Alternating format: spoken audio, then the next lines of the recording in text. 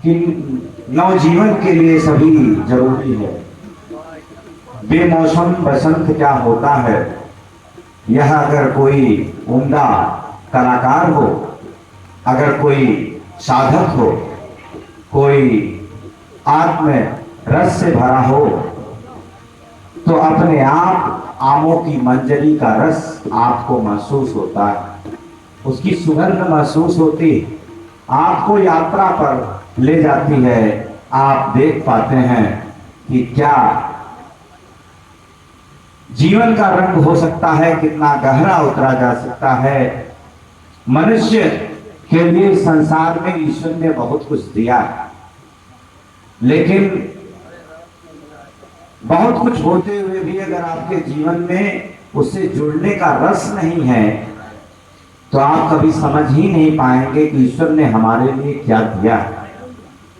नीरसता से भरे हुए जीवन में आप शिकायत ही करते रहेंगे। इसीलिए कहा गया है कि आप अपने जीवन में कुछ भी कार्य करिए, संगीत से जुड़ के रहिए।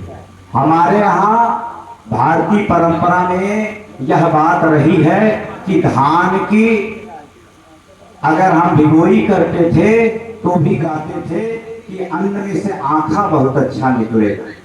अगर उसे खेत में डालते थे तो भी हम गायन करते थे कि उसमें से अंकुरण विकास करके पौधा अच्छा लेगा, और उस पौधे को निकालकर जब हम खेत में लगाते थे तो उस समय भी गाते थे कि इसमें अनाज बहुत अच्छा आएगा। अनाज को जब हम ओसाते थे, सटकते थे, तो सटकते सटकते गाते थे।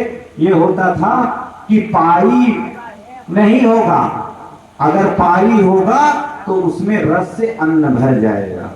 और उस धान को जब हम घर पे लाते थे, ओखली से कूटते थे।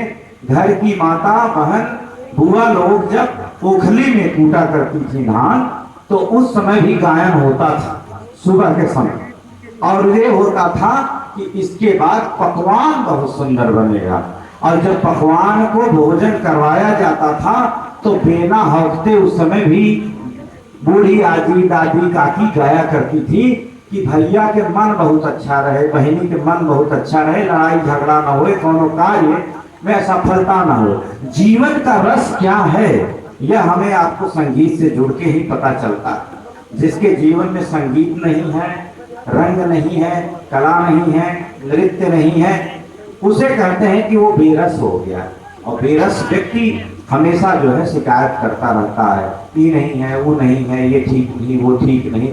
ईश्वर ने हमें आपको बहुत कुछ दिया है। आप जितने भी अभाव में हैं, अगर भाव में हैं तो हर कुछ आपको बहुत सुंदर लगेगा। और अगर आपके पास सब कुछ भरा है और अगर आपके पास भाव नहीं है तो हर कुछ आपको नीरस लगेगा। तो हर समय हम ईश्वर को धन्यवाद दे सकते हैं, प्रार्थना कर सकते हैं। जो कुछ भी हमारे आपके पास है उसे अपने जीवन में ग्रहण कर सकते हैं, और आसमान की तरफ एक बार आंख उठा के उसके लिए धन्यवाद ज्ञापित करना चाहिए।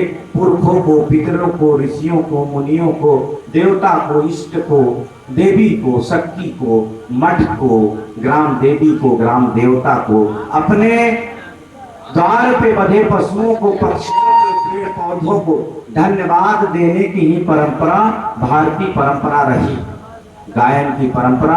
और उसी गायन पर परंपरा का निर्वहन करने वाले हमारे बाबू बजरंगी जी हमारे बीच में हैं, हमारे आदरणीय हैं।